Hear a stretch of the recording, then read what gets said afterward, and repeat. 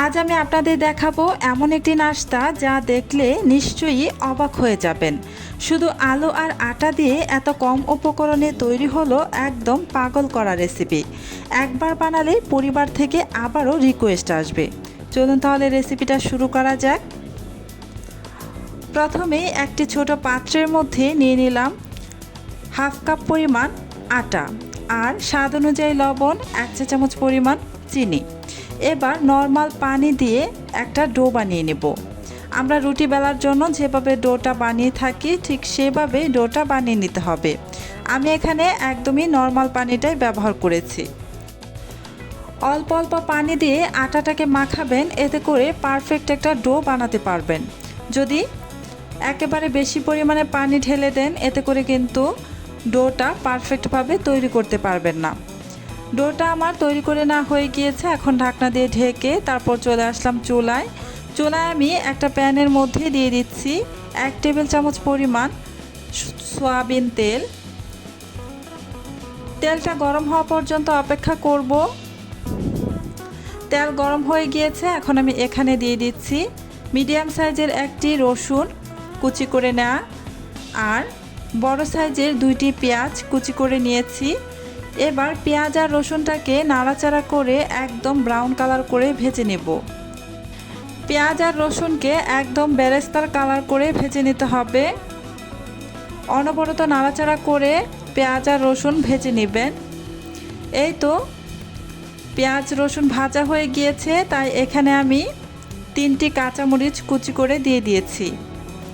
কাঁচামরিচটা দেওয়ার পর আবার একটু নাড়াচাড়া করে মিশিয়ে নিয়ে এবার এখানে দিয়ে দিচ্ছি হাফ কাপ পরিমাণ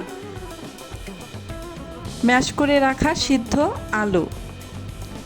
ম্যাশ করা আলু আমি মেজারমেন্ট কাপে মেপে হাফ কাপ পরিমাণ নিয়েছি। আলুটা দেওয়ার পর নাড়াচাড়া করে ভালোভাবে মিশিয়ে নিয়ে তারপর এখানে দিয়ে দিলাম স্বাদ অনুযায়ী লবণ। লবণটা দেওয়ার পর আবারও ভালোভাবে নাড়াচাড়া করে মিশিয়ে নিয়ে বেশ কিছুক্ষণ সময় ধরে ভেজে নিব। এই পুরটাকে যত ভালোভাবে ভাজবেন ততই কিন্তু পুরের টেস্ট বেড়ে যাবে। চুলার আঁচ মিডিয়ামে রেখে আমি অনবরত নাড়াচাড়া করে এই পুরটাকে ভেজে নিচ্ছি। এই তো পুরটা আমার ভালোভাবে ভাজা হয়ে গিয়েছে। এবার এখানে দিয়ে দিচ্ছি কিছুটা টমেটো সস।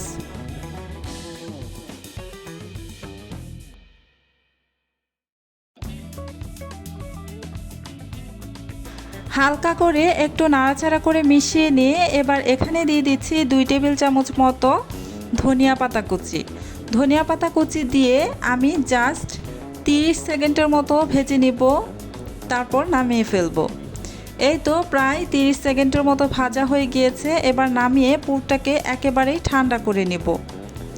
এবার চলে আসলাম এদিকে আমি যে ডোটা বানিয়ে রেখেছিলাম। এই যে দেখি এই ডোটা কেমন হয়েছে। এই যে দেখতে পাচ্ছেন ডোটা কিন্তু একদম সফট হয়ে গিয়েছে। এবার এই সম্পূর্ণ ডো নিয়ে একটি বড় সাইজের রুটি বেলে নেব। যেহেতু আমি এখানে হাফ কাপ পরিমাণ আটা ব্যবহার করেছিলাম, হাফ কাপ আটার ডো পুরোটাই আমি নিয়ে একটি বড় সাইজের রুটি বেলে নিচ্ছি। আমি সামান্য একটু আটা ছিটিয়ে দিয়ে রুটিটা বেলে নেব।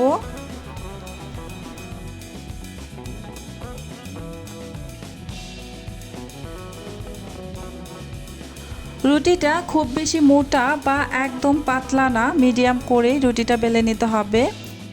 রুটি বেলে না হয়ে গিয়েছে। এবার আমি এখানে পুর দিয়ে দিচ্ছি। রুটির এক সাইড থেকে আমি পুরটা দিয়ে দিচ্ছি। সম্পূর্ণ রুটি ভরাট করে দিচ্ছি না, রুটির এক সাইড থেকে আমি পুরটা দিচ্ছি। আপনারা দেখে নিশ্চয়ই বুঝতেই পারছেন। সম্পূর্ণ পুরটা এভাবে দিয়ে বিছিয়ে দিয়ে তারপর খোলা অংশটা আমি এই পুরের ওপর দিয়ে ভালোভাবে ভাঁজ দিয়ে নিলাম। তারপর অপর সাইড থেকেও টেনে ভাঁজ দিয়ে দিয়েছি। আপনারা দেখে নিশ্চয়ই বুঝতেই পারছেন আমি কিভাবে কাজটা করছি। ভিডিওতে দেখানো অনুযায়ী এভাবে ভাঁজ দিয়ে নেবেন। এবার আমি একটি ছুরির সাহায্যে 3 কোণা শেপে কেটে নেব। এই যে দেখতেই পাচ্ছেন আমি এভাবে 3 কোণা করে নাস্তার শেপটা দিয়ে দিব।